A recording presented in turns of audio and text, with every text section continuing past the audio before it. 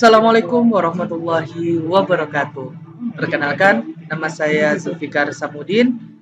Saya di sini selaku mahasiswa dari program studi pendidikan informatika dan saya juga ingin mempresentasikan proyek UAS hasil dari penelitian saya di mata kuliah inovasi pembelajaran.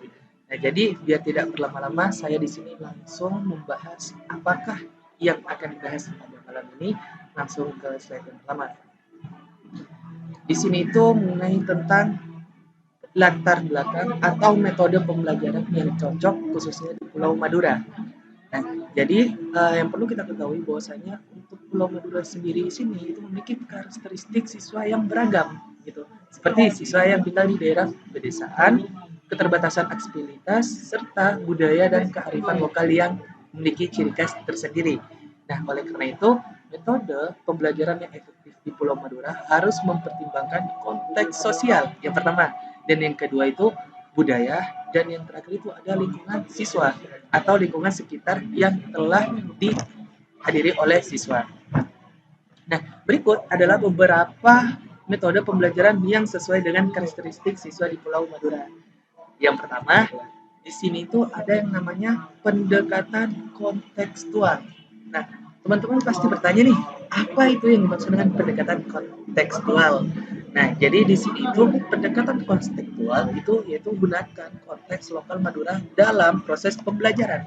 Nah, siswa dapat lebih terlibat dan tertarik dengan materi pembelajaran jika mereka dapat mengaitkannya dengan kehidupan sehari-hari di Pulau Madura. Nah, jadi pendekatan konseptual ini itu pembelajaran yang dapat digunakan dalam keaktifan sehari-hari gitu. Nah, di sini itu metode yang khususnya yang ada di Pulau Madura. Nah, misalnya nih, gunakan contoh dan studi kasus yang relevan atau yang searah dengan lingkungan mereka, seperti pertanian.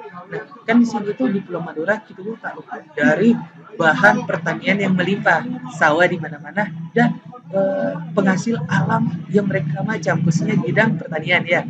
Nah, terus ada perikanan atau kebudayaan lokal. Tentu kita tahu bahwasanya kebudayaan lokal yang ada di Pulau Madura itu beraneka macam gitu. Jadi tidak dikit tapi banyak dan masih terbudayakan untuk kebudayaan lokal tersebut. Itulah pendekatan konseptual. Nah, selanjutnya yang kedua di sini tuh ada pembelajaran berbasis proyek. Nah, teman-teman pasti bertanya, apakah ini maksud dengan pembelajaran berbasis proyek tersebut kan ya? Nah, jadi di sini tuh siswa di Pulau Madura akan mendapatkan manfaat dari pembelajaran yang praktis dan terkait dengan kehidupan nyata gitu. Jadi pembelajaran yang dialami itu cukup praktis dan berkaitan dengan kehidupan nyata atau kehidupan sehari-hari. Nah, biarkan siswa terlibat dalam proyek-proyek yang membutuhkan kerjasama tim, pemecahan masalah, atau disebut juga yang dengan atau sering disebut juga dengan yang namanya problem solving. Nah, terus dan penerapan pengetahuan dalam situasi nyata seperti yang dijelaskan barusan bahwasanya untuk pembelajaran berbasis proyek itu adalah pembelajaran yang cukup praktis dan terkait dengan kehidupan nyata sehari-hari. Tuh. Nah, proyek-proyek ini dapat berkaitan dengan berkelanjutan lingkungan kegiatan pertanian atau promosi pariwisata. Nah, itu metode pembelajaran berbasis proyek kedua. Dan yang ketiga di sini ada yang namanya kolaborasi dan diskusi. Di sini kan ada dua kata. Yang pertama ada istilah kolaborasi atau sering disebut dengan collaboration dan discussion atau diskusi. Nah, fasilitas kolaborasi antara siswa baik dalam bentuk diskusi kelompok, proyek kelompok, atau presentasi bersama. Nah, kan sudah jelas ya, kolaborasi dan diskusi. Jadi, metode yang khusus untuk siswa di Pulau Madura itu kita tuh bisa menggunakan metode untuk diskusi atau berkelompok gitu. Nah, dan juga kita itu bisa menggunakan yang namanya presentasi bersama. Jadi kan bermacam nih yang namanya bermacam-macam karakteristik yang dimiliki siswa khususnya di Pulau Madura. Nah, ada cara mengatasi istilahnya itu mengatasi masalah tersebut dengan apa? Yaitu dengan kerja tim atau kolaborasi antar kelompok maupun individu dan individu maupun dari kelompok dan kelompok dan didiskusikan. Kan ada istilahnya 1 baca, 2 diskusi dan 3 aksi. Nah, itu didiskusikan. Terus selanjutnya itu ada kolaborasi akan membantu siswa untuk saling belajar dari pengalaman dan pengetahuan satu sama lain. Nah, jadi di teman-teman sini, contoh, di lain sisi mereka itu belajar, di lain sisi di sini itu mereka melakukan penukaran pemikiran atau mencapai tujuan bersama dengan perbedaan pendapat. Gitu. Diskusi juga dapat mendorong siswa untuk berbagi perspektif mereka tentang budaya, sejarah, dan masalah lokal yang cukup relevan. Itu dia yang ketiga. Selanjutnya yang keempat nih. Dan yang keempat di sini tuh ada yang namanya pendekatan multisensorik. Nah, apa sih yang namanya multisensorik? Yang perlu kita ketahui bahwasanya multi di sini tuh lebih dari satu. Nah, kalau diartikan secara khusus, gunakan berbagai macam metode dan alat pembelajaran termasuk visual. Nah, dimaksud visual ini, contoh kita menggunakan metode pembelajaran menggunakan media ajar seperti papan tulis, ya, atau visual yang mengikuti zaman 4.0. Nah, contoh kita menggunakan video pembelajaran. Nah, itu yang pertama, karena sifatnya visual. Dan yang kedua, auditory atau ucapan musik atau audio. Dan yang ketiga itu ada namanya kinestetik. Nah, di sini siswa di Pulau Madura mungkin memiliki preferensi belajar yang berbeda-beda. Ya, jelas dikarenakan saya rasa juga bukan cuma di Pulau Madura, tetapi di berbagai daerah karena siswa di sini itu memiliki berbagai macam karakteristik. Bukan cuma satu, tetapi banyak. Dan di sini tugasnya kita sebagai guru atau calon peserta guru untuk mendidik siswanya kita di sini itu harus mengetahui yang namanya karakteristik dari siswa. Itu. Lanjut yang ke selanjutnya ada yang namanya pendekatan kontekstual. Nah, ini yang terakhir nih. Pendekatan kontekstual. Nah, pendekatan kontekstual di sini digunakan konteks lokal Madura atau ciri khas dari Madura sendiri sebagai proses pembelajaran. Nah, siswa dapat lebih terlibat dan tertarik dengan materi pembelajaran jika mereka dapat mengaitkannya dengan kehidupan sehari-hari di Pulau Madura. Nah, contoh nih, kita lagi belajar seni budaya. Nah, seni budaya itu tak luput dari kebudayaan. Nah, gimana sih caranya agar peserta didik itu bisa memahami pelajaran tersebut? Yang pertama, di sini itu kita menggunakan yang namanya ciri khas Madura. Kita ambil dasarnya seperti baju sakera, kebudayaan sakera, atau marlena.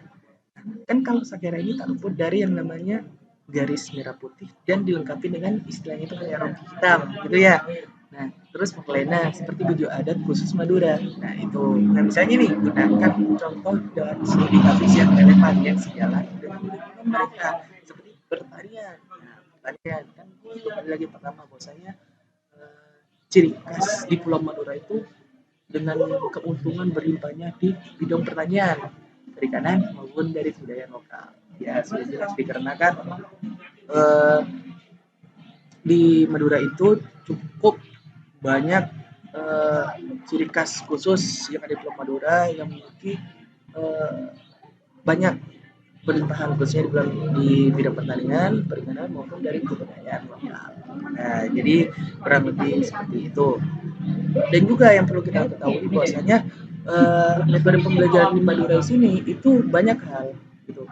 Sebenarnya itu bisa lebih dari 5, cuman saya di sini itu mengambil 5 poin.